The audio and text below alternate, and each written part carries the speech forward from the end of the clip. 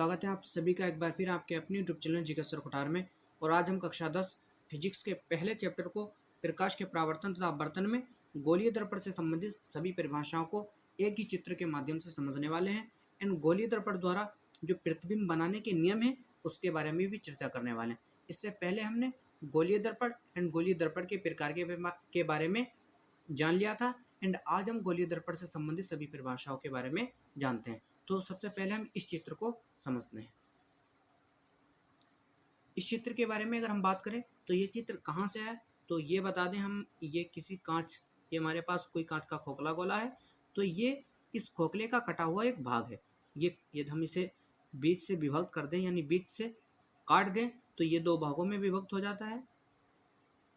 ये दो भागों में विभक्त हो जाता है तो उसका एक पार्ट है, ये उसका एक पार्ट है। यदि हम इस साइड पॉलिश कर देते हैं, यदि हम इस साइड पॉलिश वगैरह कर देते हैं तो इस साइड, ये वाला साइड हमारा कहलाता है परावर्तक पृष्ठ। ये वाला साइड कहलाता है हमारा परावर्तक पृष्ठ। तो गोलीय दर्पण की परिभाषा के बारे में अगर बात करें तो ऐसा दर्पण जिसका परावर्तक पृष्ठ गोलीय हो। ये मेरा हो गया परावर्तक पृष्ठ, ये हमारा परावर्तक पृष्ठ हो गया। क्या ये परावर्तक पृष्ठ गोले के आकार का है? जी हाँ, ये गोले के आकार का है। तो ये गोले का आकार का है तो इसलिए क्या है, ये गोलीय दर्पण है। तो ऐसा दर्पण जिसका परावर्तक पृष्ठ गोलीय हो तो इसका परावर्तक पृष्ठ गोलीय है, अतः ये क्या है, गोलीय दर्पण है। अब गोलीय दर्पण दो प्रकार के होते हैं, बेसिक को क्लियर कर देते हैं। ये गोलीय दर्पण दो प्रकार के होते हैं, ये वाला दर्पण एंड ये वाला दर्पण। और सदैव इस साइड हम क्या करते हैं, पॉलिश करते हैं। ये वाला दर्पण इस साइड, ये वाला परावर्तक पृष्ठ हो गया एंड ये वाला परावर्तक पृष्ठ हो गया। तो ऐसा दर्पण जिसका परावर्तक पृष्ठ अंदर की ओर वक्रित हो यानी अंदर की धसा हुआ हो तो उसे हम अवतल दर्पण कहेंगे। और ऐसा दर्पण जिसका परावर्तक पृष्ठ बाहर की ओर है, बाहर की ओर हो, ऐसा दर्पण जिसका परावर्तक पृष्ठ बाहर की ओर हो तो उसे हम कहेंगे उत्तल दर्पण। अब हम इस चित्र के माध्यम से गोलीय दर्पण से संबंधित सभी परिभाषाओं के बारे में बात कर लेते हैं। तो ये यहाँ पर ये हमारा पूरा कहलाता है, ये वाली जो रेखा होती है हम इसे कहते हैं मुख्य अक्ष। तो ये वाली रेखा हमारी हो गई मुख्य अक्ष। और ये वाला बिंदु होता है हमारा ध्रुव और इसे कहते हैं फोकस,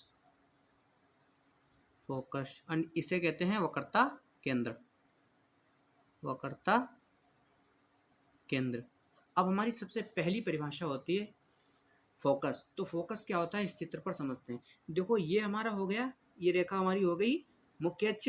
यदि हम मुख्य अक्ष के समांतर कोई प्रकाश की किरण डालते हैं, मुख्य अक्ष के समांतर कोई प्रकाश की किरण डालते हैं तो ये परावर्तन के पश्चात फोकस से होकर जाती है। तो परिभाषा के बारे में बात करें तो मुख्य अक्ष के समांतर प्रकाश की किरण परावर्तन के पश्चात जिस बिंदु से होकर जाती है उसे फोकस कहते हैं। गोलीय दर्पण में मुख्य अक्ष के समांतर प्रकाश की किरण परावर्तन के पश्चात जिस बिंदु से होकर जाती है उसे फोकस कहते हैं। अब फोकस के पश्चात हमारा आता है फोकस दूरी। तो हमने जाना कि ये वाला बिंदु हमारा ध्रुव होता है, ये वाला फोकस होता है। और ध्रुव से फोकस तक की दूरी को फोकस दूरी कहते हैं। परिभाषा को इस प्रकार से लिखेंगे कि गोलीय दर्पण में ध्रुव से फोकस तक की दूरी को फोकस दूरी कहते हैं। ध्रुव से फोकस तक की दूरी को फोकस दूरी कहते हैं। गोलीय दर्पण में ध्रुव से फोकस तक की दूरी को फोकस कहते हैं। एंड फोकस तक की दूरी को फोकस दूरी कहते हैं। इसके पश्चात हमारा आता है ध्रुव। तो ये वाला बिंदु हमारा हो गया ध्रुव, ये वाला हमारा बिंदु है ध्रुव, और ये वाला पूरा हमारा है परावर्तक पृष्ठ। तो परावर्तक पृष्ठ के मध्य बिंदु को गोलीय दर्पण में परावर्तक पृष्ठ के मध्य बिंदु को ध्रुव कहते हैं। देखो ये मध्य में स्थित है, इसीलिए गोलीय दर्पण में परावर्तक पृष्ठ के मध्य बिंदु को ध्रुव कहते हैं। ध्रुव के पश्चात हमारा आता है मुख्य अक्ष। ये वाली रेखा हमने बताई आपको कि ये मुख्य अक्ष होती है।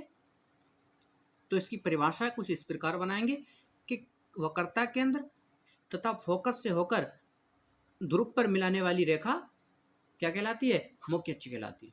वक्रता केंद्र फोकस से होकर, वक्रता केंद्र तथा फोकस से होकर ध्रुव पर मिलाने वाली रेखा मुख्य अक्ष कहलाती है। वक्रता केंद्र तथा फोकस से होकर ध्रुव पर मिलाने वाली रेखा मुख्य अक्ष कहलाती है। उसके पश्चात वक्रता केंद्र क्या होता है? वक्रता केंद्र क्या होता है? तो ये मैंने आपको बताया, ये किसी खोखले गोले का कटा हुआ भाग है। तो गोलीय दर्पण जिस खोखले गोले का कटा हुआ भाग है उसके केंद्र को क्या कहते हैं? वक्रता केंद्र। ये मेरे पास कोई गोला था खोखला, तो इसका ये केंद्र हो गया, ये केंद्र हुआ, तो इस केंद्र को ही वक्रता केंद्र कहते हैं। तो अगर हम इसे काट लें तो इसका केंद्र यहाँ पर बन जाएगा। तो गोलीय दर्पण जिस गोले का कटा हुआ भाग है उसके केंद्र को वक्रता केंद्र कहते हैं। तो ये जिस गोले का कटा हुआ भाग है उसके केंद्र को ही वक्रता केंद्र कहते हैं। ये मेरे मान लीजिए इस गोले का कटा हुआ भाग है तो इसके केंद्र को वक्रता केंद्र कहेंगे। तो गोलीय दर्पण जिस गोले का कटा हुआ भाग है उसके केंद्र को वक्रता केंद्र कहते हैं। एंड वक्रता केंद्र के पश्चात हमारा आता है वक्रता त्रिज्या। तो गोलीय दर्पण जिस गोले का कटा हुआ भाग है उसकी त्रिज्या को, ये यहाँ से यहाँ तक की त्रिज्या, गोलीय दर्पण जिस गोले का कटा हुआ भाग है उसकी त्रिज्या को वक्रता त्रिज्या कहते हैं। तो आई होप कि गोलीय दर्पण से संबंधित सभी परिभाषाएं आपको बहुत ही बेहतर तरीके से समझ में आई होंगी। तो इसके पश्चात हम गोलीय दर्पण द्वारा बने प्रतिबिंबों का निरूपण, इसका क्या मतलब होता है? सबसे पहले क्वेश्चन को ही समझते हैं। तो गोलीय दर्पणों द्वारा, जो गोलीय दर्पण है उनके द्वारा जो प्रतिबिंब के निरूपण है, यानी प्रतिबिंब के क्या नियम है उसके बारे में चर्चा करेंगे। यानी जब हम किसी प्रकाश किरण को गोलीय दर्पण से क्या करते हैं? परावर्तन करवाते हैं, यानी कि गोलीय दर्पण पर डालते हैं तो वह परावर्तन के पश्चात किधर जाती है उस बारे में चर्चा करने वाले। गोलीय दर्पण द्वारा प्रतिबिंब बनाने के निरूपण। अब प्रतिबिंब कहाँ से आ गए? यानी जिस बिंदु पर मिलते हैं उसे प्रतिबिंब कहते हैं। प्रकाश किरण परावर्तन के पश्चात जिस बिंदु पर मिलती है उसे प्रतिबिंब कहते हैं। तो प्रतिबिंब बनाने के जो नियम है उसके बारे में चर्चा करने वाले। सबसे पहला नियम है हमारा कि मुख्य अक्ष के समांतर, ये हमारा हुआ मुख्य अक्ष। अभी मैंने बताया आपको कि ये हमारा हुआ मुख्य अक्ष।